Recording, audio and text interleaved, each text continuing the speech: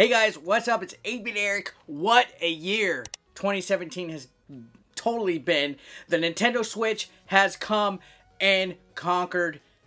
It's fantastic. There's tons of games. I've done over 130 reviews alone in this year.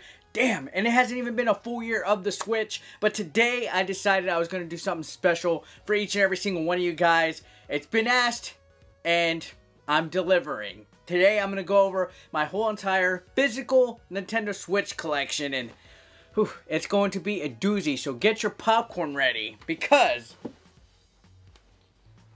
I have not just one stack, but 2 stacks of physical games for the Nintendo Switch to go over. This is 50 physical Nintendo Switch games that I'm going to be talking about and just briefly covering for about a minute each today. So grab your soda, your popcorn, kick back, relax. Let's go ahead and start this video.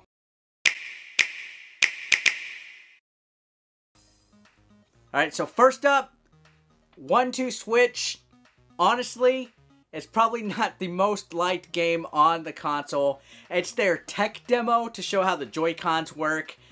And you don't even need your TV for it. You just use the tablet to look on, and you can play anywhere. I guess the concept and the idea was there to do, you know, quick draw with your friends, or sword fighting, or even dance off, or milking a cow.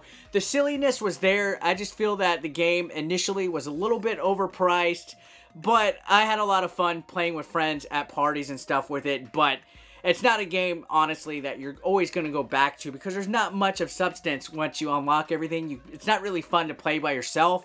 You must have a second person to play with, but it does showcase the Joy-Con abilities and the potential for Joy-Con usage in a lot of these games. It should have actually been a pack-in game with the Nintendo Switch, and it wasn't. So I think that's where they made their mistake. This is probably one of the cheapest Switch games that you can get now, pre-owned at GameStop. Could I recommend it? If you want a party game, yes, but it's not one of the best games on the Switch at this moment. So, I don't know. Check out my review of it. I'll post all the links to the reviews below, but here is, down below, I'm going to have a review to 1-2 Switch, and you can see my thoughts. Next up, I have Batman, the Telltale series. Honestly, I haven't played this game before, but it plays just like all the other Telltale games, where it's a point-and-click type of, you know, adventure game. You really don't engage in anything else than that. I really like the Telltale games. This one, I like Batman, so I was like, okay, I've read some reviews of the Batman Telltale series for like PS4 and Steam and other things like that, and it was met kind of in the middle and stuff like that. I've yet to see if the Switch version performs good enough or not. This is a game that's in my backlog to review for you guys, so it is going to be coming soon. I've been looking forward to playing it. I just haven't had time. I like, you know, the Walking Dead Telltale game, and I like the Back to the Future one, so I'm sure I'll like this one. I like stories like this, where you just kind of go through an episodic type of thing. So I'm looking forward to checking it out for you guys. I can't give a recommendation because I haven't reviewed it yet or even played it. So that's one in my backlog. So I'm gonna put the Switch backlog, you know, I guess I'm just gonna leave them in alphabetical. I don't want to mess with that. So the next one is Binding of Isaac. This was a really cool one because the launch pack came with a whole bunch of extra goodies, and it also had an instruction manual, some stickers and stuff. Binding of Isaac, it was also on PC and stuff, but this one represents like the, I guess, definitive edition. It has a lot of the DLC, extra content. It's a roguelike game that has you playing as Isaac in a randomly generated room, dungeon environment, and you play against gross characters, gross monsters. And overall, it just has a real macabre type of environment. It's really dark and gross, actually. There's like a lot of poop and stuff, and it's really hard. This is like one of the hardest Nintendo Switch games out there, in my most humble opinion, and I liked it. I did a review of it. Again, if you want to see it, there's a link in the description below to check out my Binding of Isaac review, and I recommend it. It has a lot of hours of content for you to enjoy if you like this type of stuff.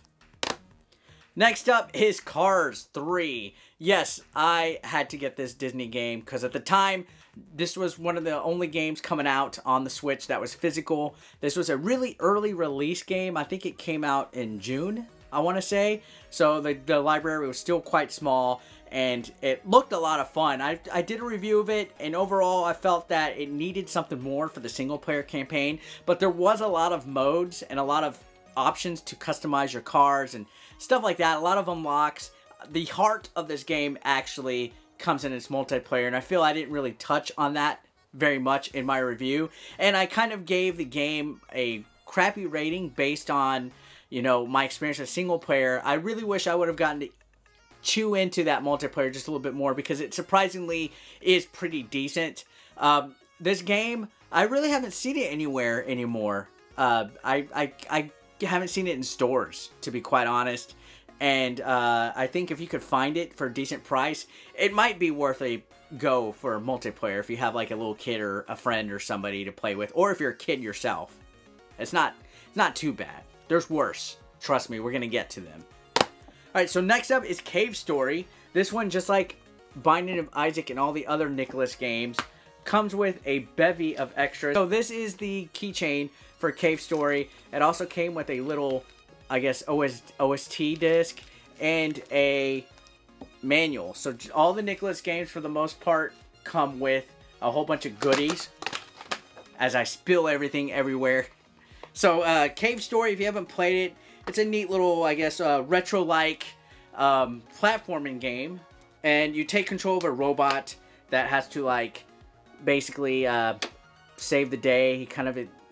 Basically, it's a pretty neat little game. I had a lot of fun with it. It has all of the DLCs and stuff and extra modes and stuff that you would expect from throughout the years. Cave Story is actually one of, like, the earliest indie games I ever remember getting critically acclaimed back in the day.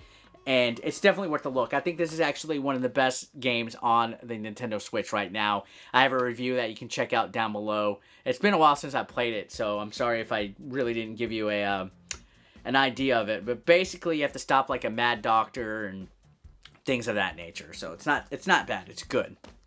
Next up is Disgaea V, and I got a lot of heat in my review for not being able to pronounce this game. I actually got the import version of this game because this came out really early in the Nintendo Switch's Japan library, but it didn't come out in America until the spring, like late spring, like May, June, somewhere around there, and I couldn't wait. I picked it up online, got an import of it because it has English. It has full English support, and I got the review done quite early before a lot of people in North America did, and I was excited to be able to have the opportunity to play a game that not many people were talking about. This was my first game in the series, and I actually had quite a fun time playing it. It's like a tactical RPG game, has a lot of different characters and stuff. The playing field plays on a grid. You take turns playing battle. I actually dug it. This was a game that I really enjoyed. I have a review of it on the channel as well, so be sure to check it out. Doom is the next game. This one I just recently enjoyed the hell out of. I missed out when it originally came on the PS4 and PC and all that. I was excited that it was being ported over to the Nintendo Switch, and I really enjoyed it. It surprised the hell out of me. It also has online multiplayer, and it's just crazy insane. And to think of how well it runs on the Nintendo Switch, sure, it's graphically inferior to playing it on PC, but it's really neat that you're able to play Doom on the go. And other than it missing like the snap map, I guess, customization thing for multiplayer, it has the full Doom campaign and multiplayer in here. So I think it's a pretty good game. It's a must own on the Nintendo Switch, definitely. Alright, so the next one is Dragon Ball Xenoverse 2. This is a game that I was excited that was being ported over to the Switch. Again, I didn't play Xenoverse or Xenoverse 2 when it first came out. And this one is one of the only online multiplayer games that you can play on the Nintendo Switch. So that's a lot of fun. I didn't get to review it yet. I really wanted to. This came out in September, and I just got so behind doing eShop games and other titles coming out. I really want to do a review of this. I'm going to. But just to sum it up, you create your own character. You could do like one of 5 different races. I picked a Saiyan. And there's a lot of things you could do. You could do certain missions. You can explore the whole town that is in the game. And the main character quest has you going on a thing helping future Trunks and solving these things with time scrolls. And there's a couple characters that are changing the events of time in the history of Dragon Ball. And yeah, there's a lot to it. It's a real juicy game. I had a lot of fun playing it, and I just haven't been able to pick it back up and continue playing it. But I do plan on covering this pretty soon. I'm a big Dragon Ball fan, so I was excited that this was coming on. Now, if DBZ Fighters could come on the Switch, we're in good game right here. Next up, I have a import-only game, Dragon Quest Heroes 1 and 2. It's not out in North America at all, and unfortunately, it does not have English support. So I was playing these games blindly. When I'm playing these, I didn't know what's going on. I just guessed my way around menus, made my way to the center of the game, and played it. This plays a lot like all the other Warriors Orochi games, Dynasty Warriors, Fate Extella, Hyrule Warriors. Games like that, to hack and slash. You go around the map trying to control and take over certain segments of the map. And it plays really good. There was a Dragon Quest Heroes 1 playthrough on YouTube with English for PS4, and I believe there's one on for part 2 too, so I kind of used those as my little guide to walk through the game, but I really had a lot of fun. I really want a full-fledged Dragon Quest game to come to North America. This one I got just because I was like, I want them all. I want all the games. It's import only, Japan, Japanese only, so if you don't know how to read Japan and you just don't want to bother, I mean, I could recommend it if you can deal with that, but yeah, no English, so you might not be able to play through it. Next up, I got FIFA 18. I actually waited till this one had a price drop for Black Friday. It's one of the only sports games on the Nintendo Switch. I personally had a lot of fun with FIFA games in the past. I used to play the hell out of FIFA 14 with my friends on Xbox One. And yeah, I was excited that this was finally coming out. I played a little bit of it on the Switch. It runs okay. It's a good sports game. It's not too bad. It had certain adjustments made for the Switch. I haven't reviewed it yet, so I can't really go into much more detail than that. It's soccer. Get it for a cheap price. I think it's lower in price. I wouldn't pay $60 for it, but I paid about, what, $30, I think, during Black Friday. So yeah, FIFA 18. I know not many of y'all probably care about sports games, so I'll put that down. Next is probably the game I played the most out of on my Switch, Skyrim. Now, I played Skyrim on the Xbox One. I got the remastered edition of it. And I also played it when it was on its original, you know, like on the 360 and all that. This game is fantastic. If you haven't played Skyrim, I have no idea who you are. But this is the ultimate time sinker on the Nintendo Switch. This is a must-own. It's an RPG game. You create a character of certain classes. You explore the huge world of Tamriel. You do quests or side missions, all sorts of stuff. I'm so glad this was ported over to the Switch because you can play it portably, take it anywhere you want. This game is a must-own. You're going to get a lot of replay value out of it. I think it's one of the best games on the Switch, and that's a lot, saying that, you know, this is over 5 years old of a game, and we're still playing it and wasting our time in 2017. It says a lot about the quality of what this game is. If you haven't played it yet, do yourself a favor. This is probably easily in my top 3 games for the Nintendo Switch. Next up, the end is nigh. I have not gotten to play it yet. It is a Nicholas game. It does have exclusives in it, like little goodies and giveaways and stuff.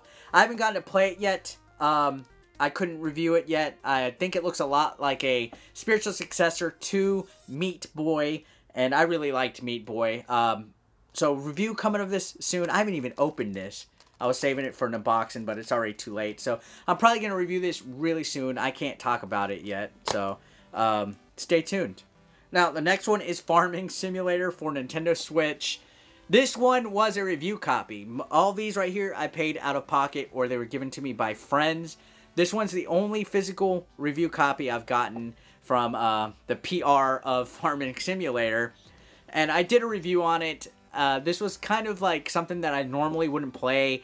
It's a simulating game, and you just do day-to-day farming activities. You grow your crops, you cut them, you sell them, and you raise livestock and stuff. It wasn't my cup of tea, but I did enjoy it for what it was. I played it for quite a while, and I mean, it has a big following, and a lot of people like the game. Me personally, I'm indifferent about it, but yeah, farming simulator. Next up is Fate Extella, and just like, you know, Dynasty Warriors, Hyrule Warriors, those type of games, it's a lot like that. It's very anime-ish. The story, I really didn't pay attention to. This is like one of many games in Fate Extella. I know in my comment section of the review, a lot of people are like, do yourself a favor and play the other ones, and you know, you don't even know what's going on. It apparently has a really strong fan base that really cares about the story and stuff. I loved the gameplay. I enjoyed this game. I had a lot of fun. There's something about these hack and slash games that I just really like. It's mindless button pressing in my opinion. And this game seemed like it had an interesting little plot, interesting gameplay elements. I played through quite a bit of it. Had a lot of fun. Yeah. I don't see this one anywhere too. I don't see a lot of these games in stores anywhere. It's kind of weird. Next up, I have Fire Emblem Warriors, and just like Fate Extella, it's one of those hack and slash games where you play through maps, you control certain segments of the map in order to win. This one uses Fire Emblem characters, and I really love this game. I feel it's one of the most underrated games on the Switch. I haven't gotten to review it yet. I'm really wanting to do this. This is a really big backlog review that I need to get to because I've had a lot of fun playing this game.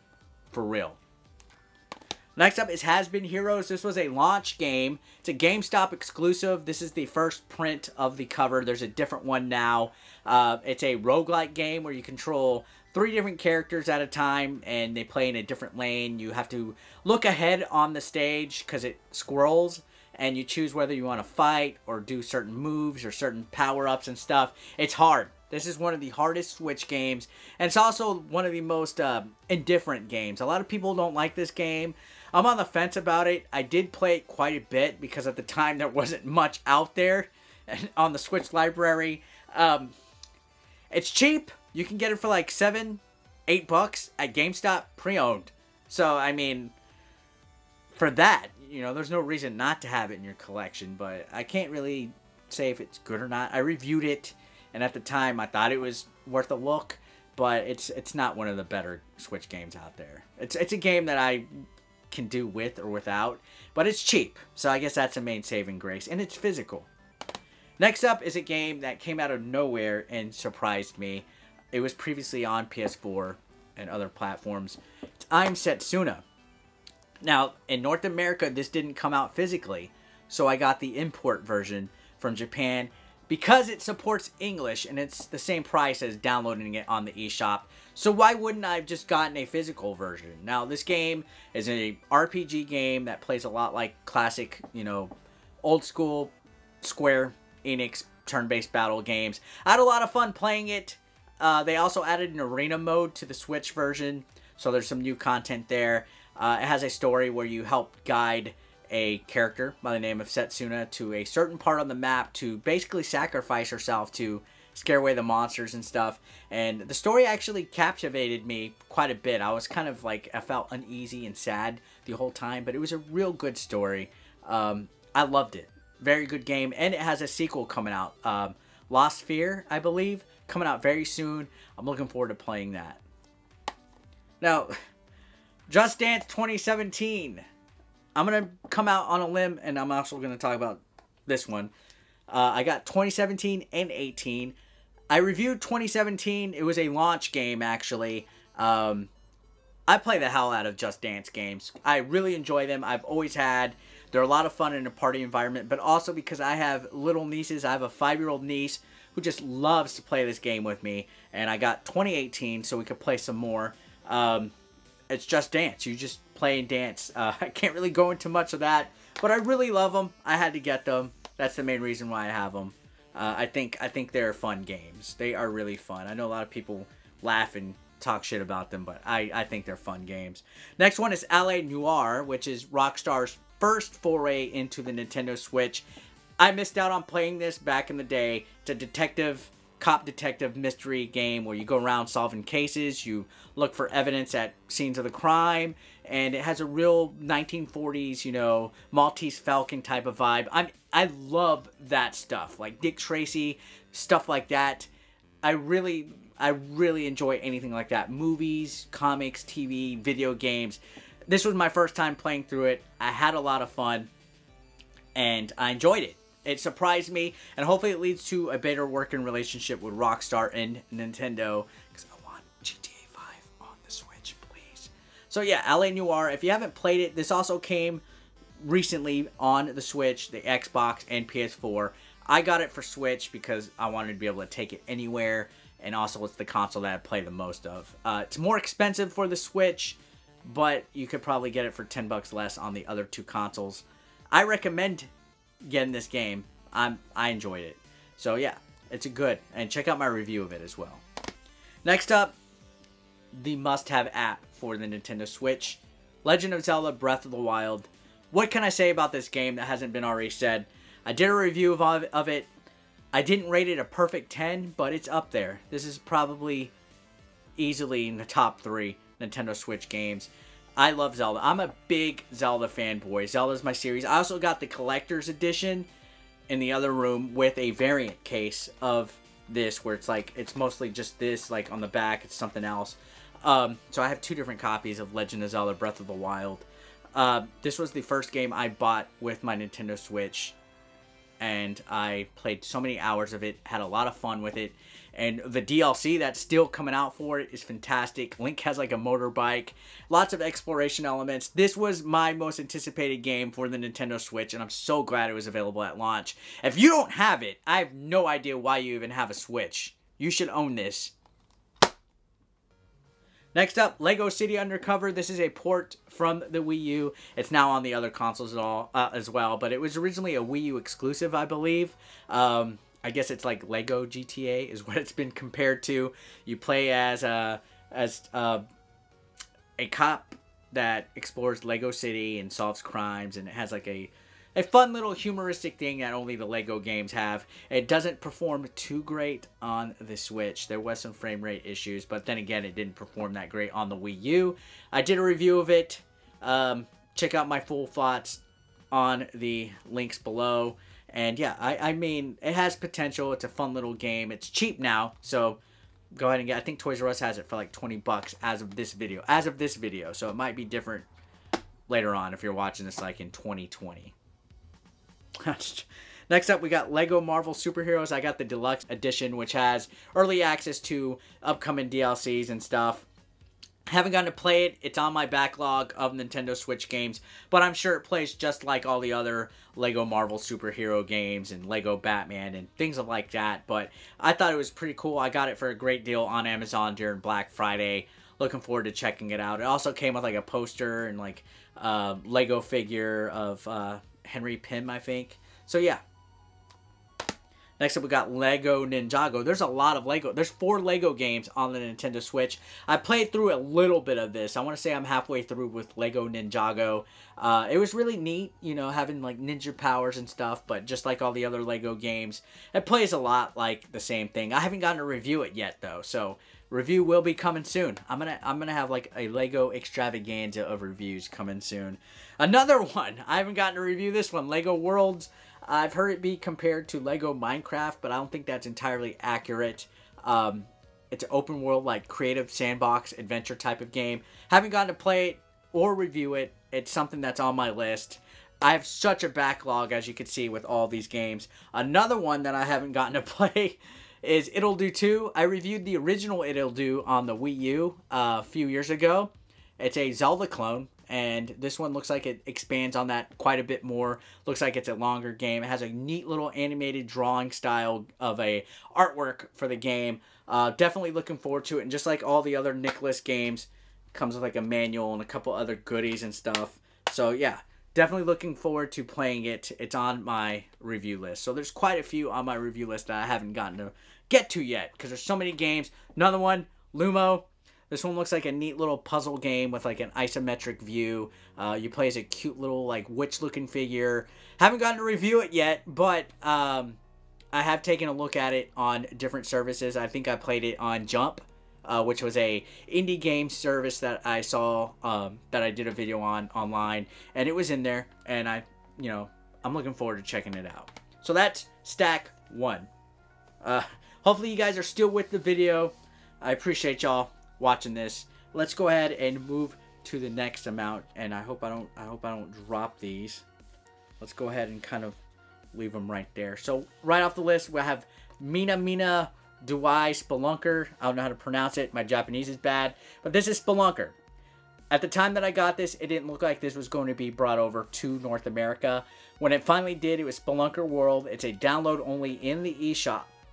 So to get this physically, you have to import it. But here's the downside. The import does not have English language support. So yet again, this is another import game where I cannot read the menus at all. But once you get into the thick of things, it's Spelunker. You know how to play it. It plays just like the classic. You even have online mode with other people playing this game at once. It's a fun little quirky game, and it's made by Square Enix. So Square Enix is actually supporting the Switch quite a bit, but a lot of their games haven't come to North America yet, and I really hope that changes. But I had a lot of fun with this. I'm sure a majority of y'all have already played the eShop version, but I just wanted to get the physical version. I got this way early too. I reviewed this like almost like in April, like real early in the Switch's lifespan, before it even came to North America. Now, Minecraft Story Mode, another game that I have yet to play or even review. This is in my backlog. I'm looking forward to trying it out. I like Minecraft itself, but I haven't played Minecraft Story Mode. I have not seen a lot of these in stores. I don't think I've seen this one in stores after I initially got it.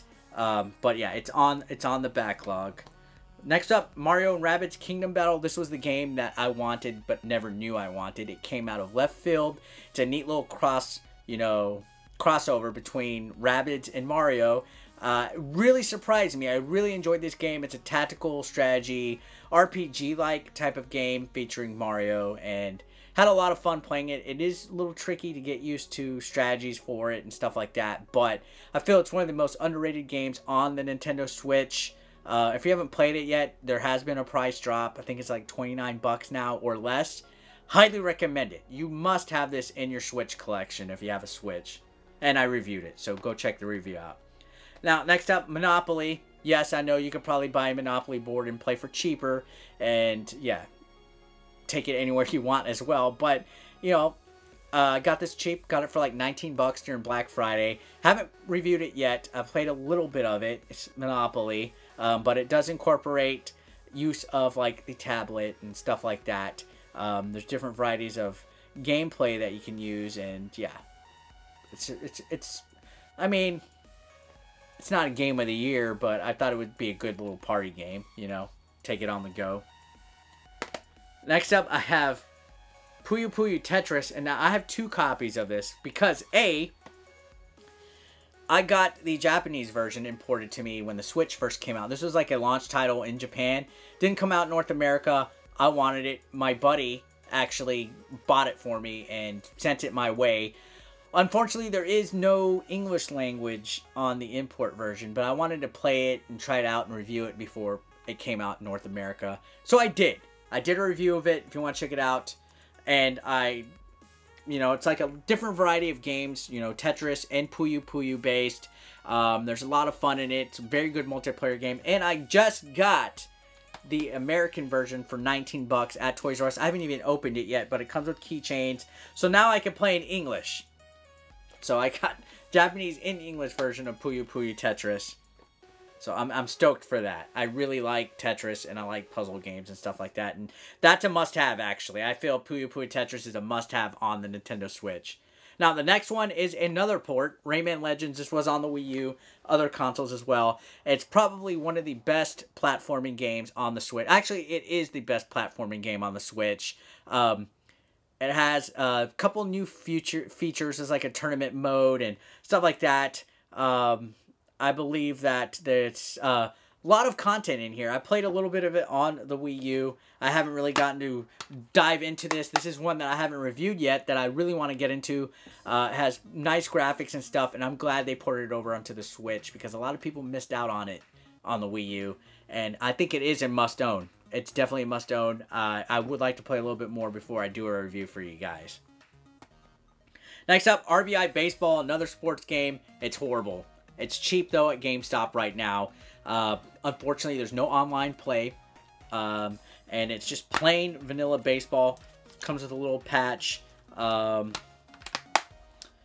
waste your time unless you really like baseball and you want a baseball game on your Switch. I'm hoping a better one comes out, but they didn't do it justice to the RBI Baseball franchise. I'll tell you that much. It's bad. Alright, so I got this one. I haven't even opened it yet because it just came in recently. Retro City Rampage DX. I did a review on it. Initially came out in the eShop, but then they did a physical version. They also did a special edition. I didn't get that, but I did get the standard version. It's a great game. This game has practically been ported on everything. 3DS, Wii U. No, not Wii U. Wii. It didn't come out on the Wii U. I think for whatever reason they didn't port on the Wii U. Maybe because it didn't sell that great as a console. But it's been on everything. Now it's on the Switch. I think it's awesome to have it on the Switch. It has all of, like, the extra features and stuff like that. It's a must-own. It's a lot of fun. It plays like a 8-bit classic GTA almost, like one of the classic ones. And a lot of people compare it to like Hotline Miami and stuff like that. But I really recommend you guys check this game out. If you haven't, I have no idea why you haven't. I did a review on that though. Now the next one, another game I did review. It's a shooter, Xenoblade EX. It came out on the eShop first, and then it came out physically, and I got it for real cheap. I got it for like 19 bucks on Amazon.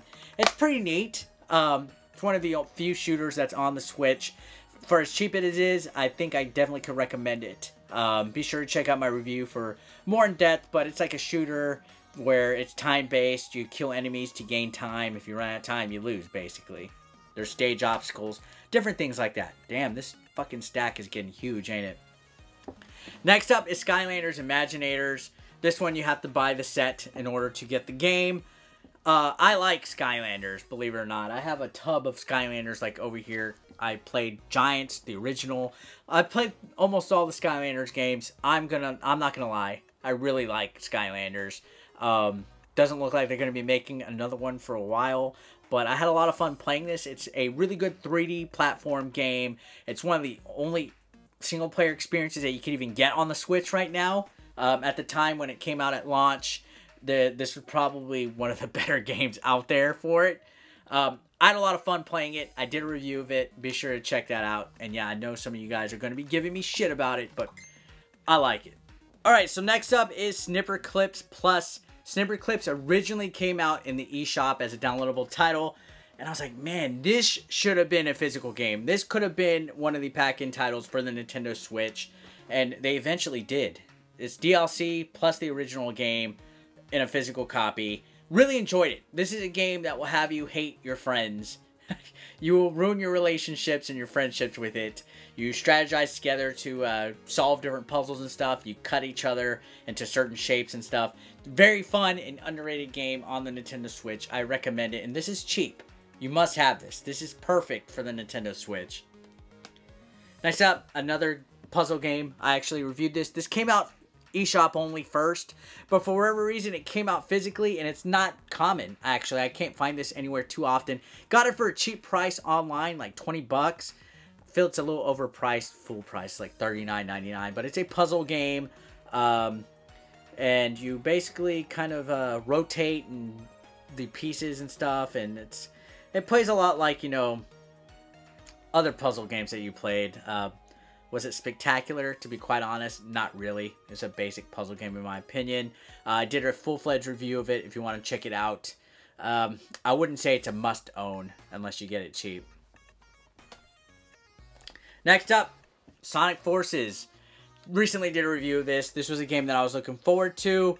Unfortunately, it reminds me a lot of all the other 3D Sonic games. I actually enjoyed this a little bit more than I thought I would, but I can't recommend paying full price for it.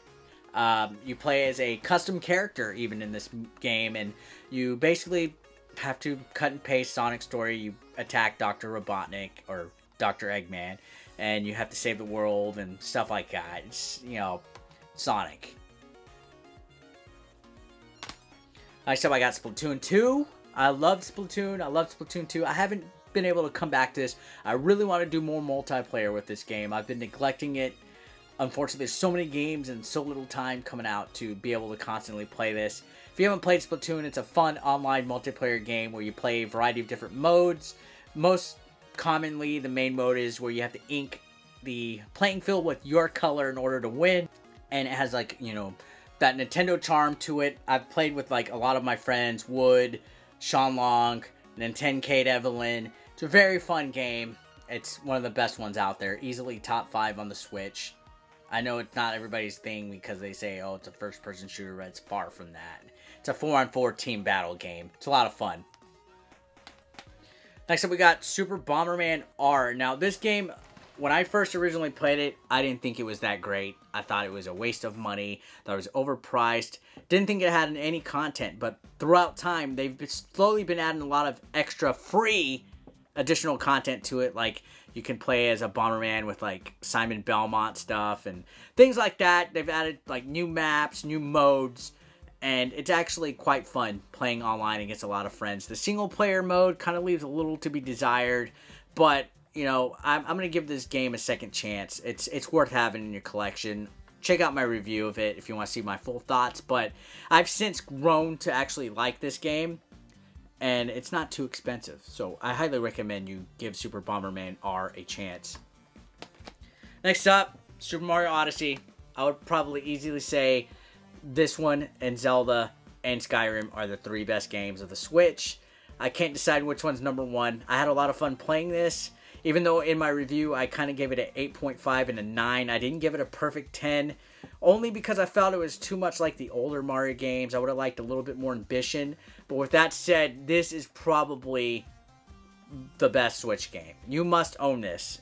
You have to own this if you have a Switch. This is a masterpiece. I didn't want to give it a 10 out of 10 because there's always room for improvement. But I really love this game. The best Mario game in years, bar none, in my opinion. Had a lot of fun. There's a lot of stuff to do in this game, and it's such an experience. If you haven't played it yet, you're hurting yourself. Check it out. Next up, we got Tiny Barbarian DX. It's another Nicholas game, which means it has a whole bunch of goodies inside that you guys can have, like, you know, keychain, stuff like that. I have not gotten to review it yet. I played just a little bit of it. It's like a game where you play a little tiny barbarian, literally in the title. Real retro style, indie type of game.